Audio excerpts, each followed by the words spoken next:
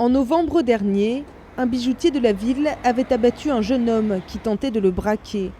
Depuis, cette vignette est apparue sur les vitrines des commerçants. 60% d'entre eux l'ont adoptée. Ce système de vigilance était prévu de longue date, mais le braquage a accéléré sa mise en place. Ici, ça a pris d'emblée tout de suite, suite à les événements qu'il y a eu. Dit qu'il y a quelque chose qui se passe aussi bien au niveau du commerce ou pour des faux billets ou autres.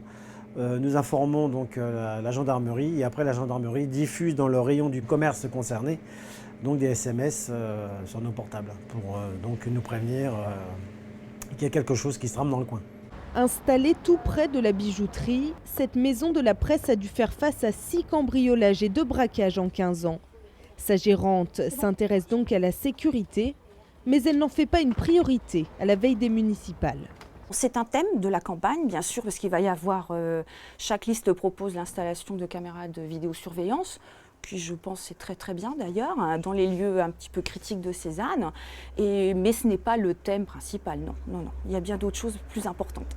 Et en effet, la sécurité n'est pas forcément la préoccupation principale des habitants. La propreté de la ville et les magasins, il faudrait qu'il y ait plus de magasins quand même. Après, c'est un peu léger. Au niveau de la sécurité, c'est tout.